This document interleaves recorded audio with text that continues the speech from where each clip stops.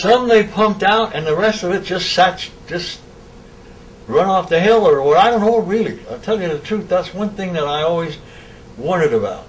What the hell we did with that. I know they pumped a lot of it out, but where they put it from there. But already a lot of it had seeped into the ground, you know. As far as I know, it's still there. Now they just got there was an article in the Sun here where there's a couple of wells in Burbank. They get water, somehow they get water out of wells, they still do, but a couple of them got contaminated that are shut down from chemicals. And they figure it came from Rocketdyne down through the fissures underneath. Anyway, Bill, my engineer, we had a test on Module 2 in CTL4 one night, and it was using, what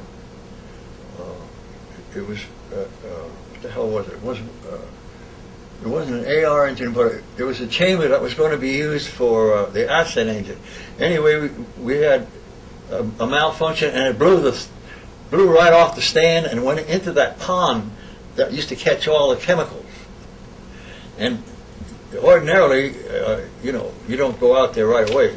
And when at the end of every test, the lead man and the engineer went out first to clear the stands for the rest of the guys to make sure everything was secure. Well, he decided he was going to go out there right away. I didn't go with him.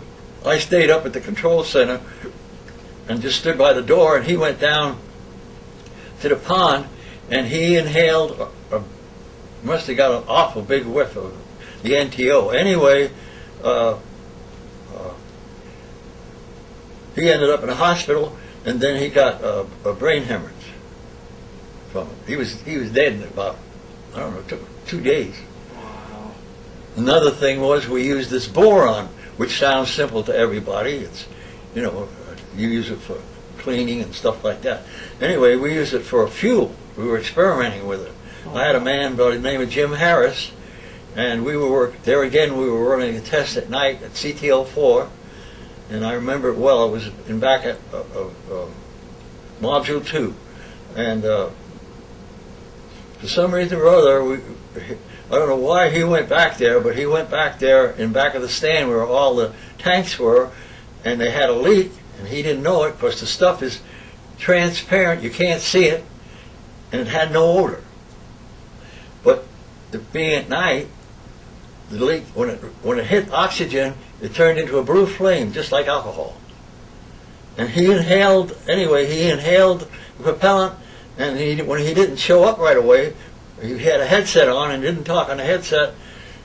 We went on, shut everything down, went back there, and he had passed out. And he was like he had delirium tremors, you know. Yeah. He was shaking all over. Well, anyway, they took him to the Kaiser Hospital over there on Sepulveda Boulevard, and I got a call from the supervisor for me to please go to the hospital and tell them what we were doing and what we were using, so they could treat him, because he was, what it did, it paralyzed his motor nerves.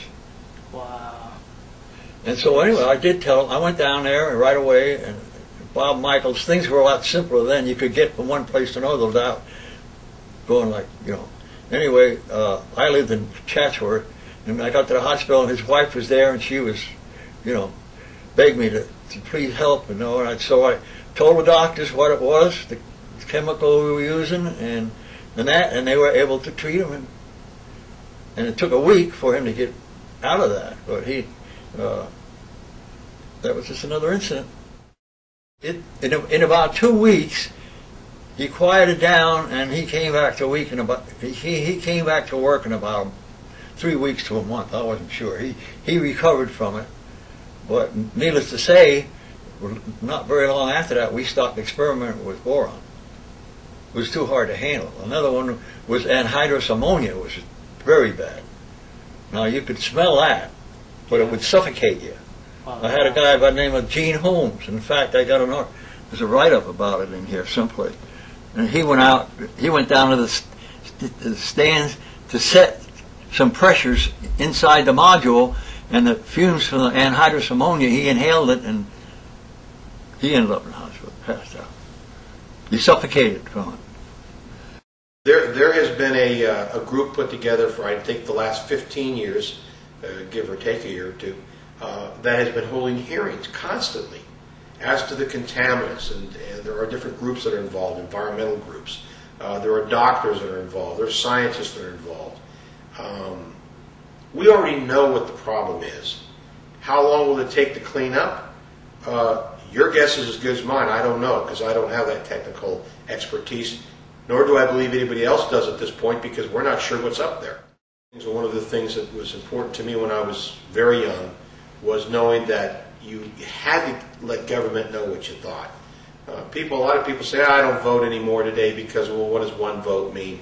But you've got to make those kind of communiques known and your opinion known to everybody, starting with Congressman Galloway, going to the City Council, going to Board Member Peter Foy, and letting them know that A, we want nothing built up there, but more importantly, we want to expedite the cleanup of this site. We want to move this. We want to fast forward this. It's been long enough that the people of Simi Valley, the West San Fernando Valley, all of us here have had to deal with this particular site and its contamination. We have had hearing after hearing after hearing. The Water Resources Board says the water is contaminated, that is released. When it rains from Rocketdyne down, it's contaminated water. Guess where that water is going through? It's going through the crevices and the cracks of the rocks up on the top of the hills of the knolls, where Rocketdyne is, and coming down to the ground level of Simi Valley. Or, on the other side, probably Chatsworth and West Hills. So the bottom line is, you've got to contact everybody. Your city council members, they should be hit hard to do something about it and ask the congressman to make sure they do something about it. The board member from the Board of Supervisor needs to be hit hard on this. And they have to organize in a manner not just to ask questions about what's wrong. I mean, we've studied this site long enough. Let's make as extensive an investigation as we can, and let's start cleaning it up. We have to force elected officials to do what's right. That's really the whole purpose of it. The public needs to stay involved.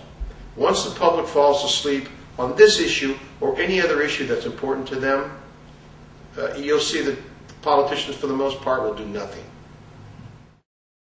For those of you who don't know me, I'm Hal Morgenstern.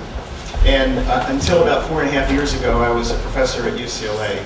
And when I was at UCLA, I conducted a study along with some of my colleagues at UCLA on cancer mortality among Rocketdyne workers. I reported the results of that, as well as some effects of the chemicals on workers back in 1997 and 1999. Seems like a long time ago. And about 4.5 years ago, I moved to Ann Arbor, Michigan, University of Michigan now. But after I arrived at Michigan, I did a small study of cancer incidence in the community surrounding Rocketdyne, and presented some of those findings, at least the preliminary findings, here in this room about 2 years ago. So some of you might have seen me then. Today, though, I'm not going to report on anything that I've done. I'm not going to report on any study that I've done. Rather, what I'm going to do is review and evaluate what's been done to assess the incidence of retinoblastoma in the West Valley. And in particular, I'm going to respond to 3 efforts that have been done. One is some preliminary efforts by a group that I've come to know in Michigan as the Mothers for Retinoblastoma Awareness. I haven't met any of them yet, but I've talked to some on the phone. And subsequent to that, in 2005, the Los Angeles County Surveillance Program at USC got involved and issued a report in 2005. And then a couple of years later, California Cancer Registry, the state agency, issued a report only a few months ago, and I'm going to respond to that too, and that's sort of the main reason why I'm here today. So I'll start with just a little bit of background on what's retinoblastoma, which is on these slides. And for those of you who don't know, retinoblastoma is a cancer of the retina that's usually diagnosed in infancy or early childhood. And it's a genetic disease in the sense that it's a genetic disease, but it's a very particular type of genetic disease that's been recognized for its etiology for about 3 or 4 decades now. It's due to a mutation, basically, an inactivation of both alleles of the retinoblastoma gene, which is called RB1, which comes from both parents. And this is what's often in the epidemiology literature, I'm an epidemiologist, called the 2-hit model of carcinogenesis. So basically, it takes 2 hits, 2 inactivations to create this disease.